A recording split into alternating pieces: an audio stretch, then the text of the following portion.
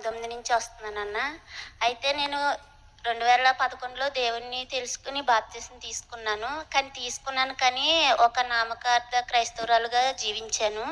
కానీ ఇక్కడికొచ్చిన తర్వాత దేవుడికి ఇష్టమైన రీతిగా ఎలా ఉండాలి, ఆయన యందు ఎలా భయభక్తులు కలిగి జీవించాలో తెలుసుకున్నాను. సో, దేవుని చిత్తం అంటే ఏంటి?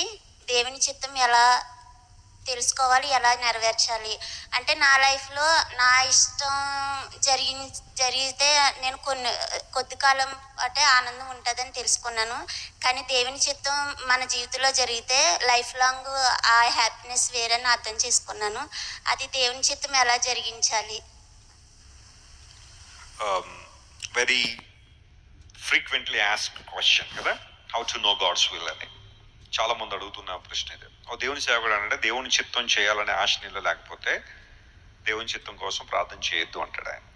ఎందుకంటే దేవుని అడిగి మనం చేయలేదు అంటే అడగడం వేస్ట్ అన్నట్టుగా దేవుని సేవకుని ఆలోచన. So knowing God's will is very very important in everyone's life.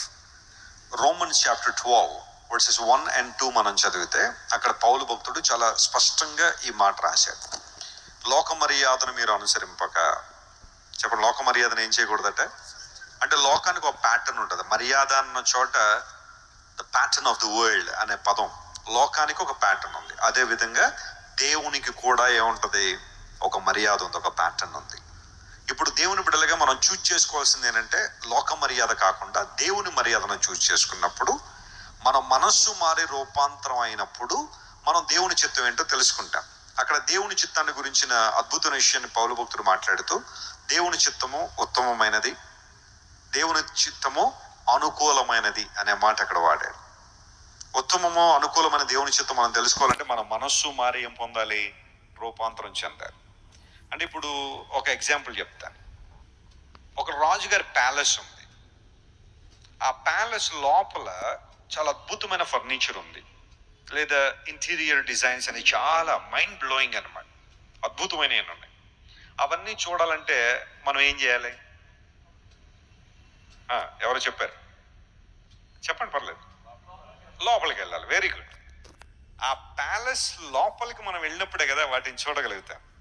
So ఆ డోర్ ఏంటి అంటే ట్రాన్స్ఫర్మేషన్, మారు మనస్సు, రూపాంతరం పొందడం.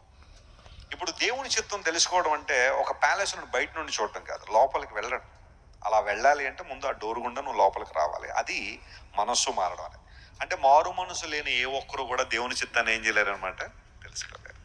So if you like to know more about God's will, the first thing is to repent for your sin and accept the Lord. అప్పుడు లోపలికి వచ్చిన తర్వాత దేవుని చిత్తం మనకు అర్థం అవుతుంది. మనం ఏం చేయాలి, ఎలా ఉండాలి, ఎక్కడికి వెళ్ళాలి, ఎలా ఉంటే దేవునికి మహిమకరంగా మనం జీవిస్తాం. సో సక్సెస్ఫుల్ లైఫ్ గురించి ప్రపంచం మాట్లాడద్దు. ఎప్పుడు కూడా నువ్వు విజయం సాధించడం ఎలా, సక్సెస్ సాధించడం ఎలా. ఒక క్రైస్తవునికి నిజమైన సక్సెస్ ఏంటంటే దేవుని చిత్తాన్ని నెరవేర్చడం. Praise the Lord. దేవుని చిత్తం ఏంటో తెలుసుకుని దాన్ని నెరవేర్చడమే ఒక క్రైస్తవునికి విజయం. ఒక కారు కొనడం, ఒక ఇల్లు కొనడం, ఇవన్నీ విజయాలని చెప్తారు చాలామంది. కానీ క్రైస్తవుని విజయం ఏంటంటే దేవుని చిత్తాన్ని తెలుసుకోవడం. కింగ్ డేవిడ్ ఏమంటాడంటే, నీ చిత్తం చేయడం నాకు సంతోషం అన్నాడు. కొన్నిసార్లు దేవుని చిత్తం చేయడం కష్టంగానే ఉంటుంది, మరి అంత ఈజీగా అయితే ఉండదు. కానీ ఆయన చిత్తానికి లోపల నా మటుకు నేను సేవ చేయాలని అయితే అనుకోలేదు. యేసు ప్రభు సేవ చేయడం అంటే నాకు చాలా కష్టమైన పని. ఎందుకంటే మా తల్లిదండ్రులు ఎదురు సేవలో ఉన్నప్పుడు నేను కూడా ఆ సేవలో కష్టాలు ఎదుర్కోవడం సిద్ధంగా లేను. కానీ దేవుడు ఎప్పుడైతే తన చిత్తాన్ని రివీల్ చేశాడు, this is what my intention for you, my plan for you అని అన్నప్పుడు దాన్ని అంగీకరించడానికి నాకు చాలా టైం పట్టింది, చాలా కష్టపడ్డాను నేను. ఆఖరికి మా ఇంట్లో ఒక శోధన, తండ్రి గారికి హార్ట్ అటాక్ రావడం, ఆ టైంలో నేను సమర్పించుకోవడం, ఈ పరిస్థితులన్నీ వచ్చిన తర్వాత ఇప్పుడు నాకు అర్థమవుతుంది దేవుని చిత్తాన్ని చేయడంలో ఉన్న ఆనందం ఏంటో, సంతోషం ఏంటో.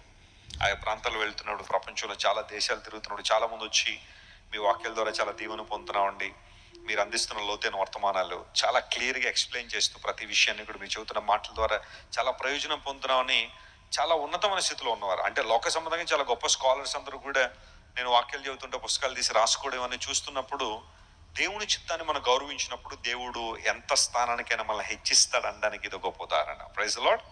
అందును బట్టి దేవుని చిత్తాన్ని తెలుసుకోవాలంటే ముందు ఆ బిల్డింగ్లోకి మనం రావాలి. ఆయన దగ్గరికి మనం వచ్చినప్పుడు దేవుని కార్యాలు జరుగుతాయి. I want to add a small point.